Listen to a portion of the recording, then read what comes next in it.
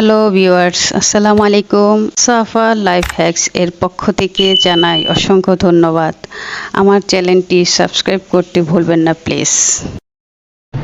আজকে আমি বানাবো গরুর কলিজা। এখানে 700-800 গ্রাম কলিজা আছে, একটু সিদ্ধ করে নিব। দিয়ে দিলাম একটু হলুদ, অর্ধেক লেবু। এটার কারণে কলিজাটার গন্ধ লাগবে না।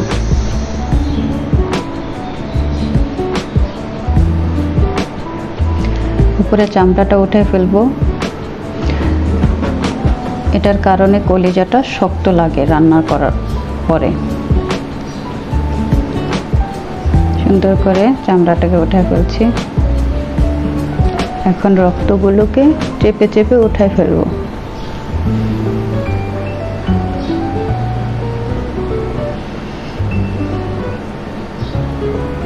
টান দিলেই উঠে যাবে,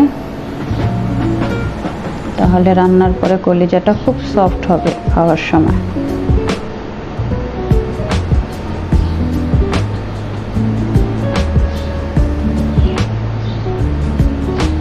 আর পিস করা হয়ে গেছে, এটাকে আবার একটু সিদ্ধ করব ওই পানিটার মধ্যে। এখন ভালো করে ধুয়ে নিচ্ছি। সিদ্ধ করার পর লেবুগুলো ফালাই দিব। সব রক্ত, জায়গা জায়গা রক্ত উঠেছে। এখন রান্না করব। দিয়ে দিলাম তেল, দারচিনি, এলাচি, 1 বাটি পেঁয়াজ। নেড়ে চেড়ে দিচ্ছি।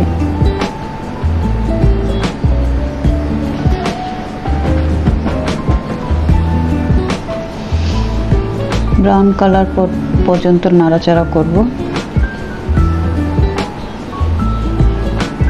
হয়ে গেছে ব্রাউন কালার। দিয়ে দিব 1.5 চামচ পরিমাণ আদা রসুন পেস্ট, লবণ,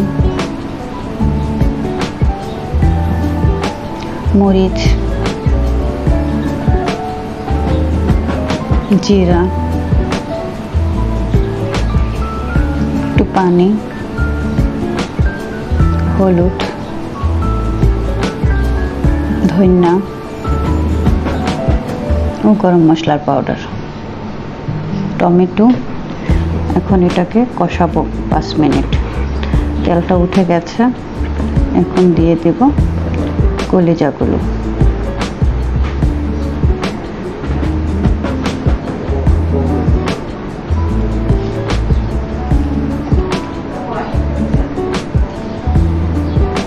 নেড়ে চেড়ে দিচ্ছি।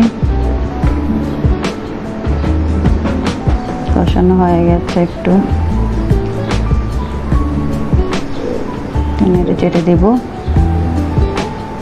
দিয়ে দিব হালকা পানি। এখন এটাকে ঢেকে দিব 1 ঘন্টার জন্য। আর একটু লবণ দিয়ে দিলাম। 1 ঘন্টার জন্য ঢেকে দেব। 1 ঘন্টা পর আমার কলিজাটাও সিদ্ধ হয়ে গেছে। নেড়ে চেড়ে দিচ্ছি। দিয়ে দেব কাঁচা মরিচ, ধনেপাতা ও কিছু বেরেস্তা। 2 মিনিট নাড়াচাড়া করব। হয়ে গেছে আমার কলিজা রান্না।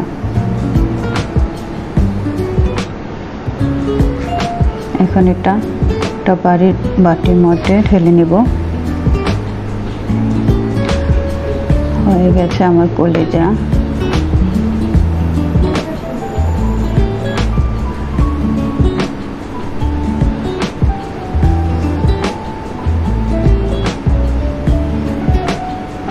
দিয়ে দেবো উপরে একটু বেরেস্তা।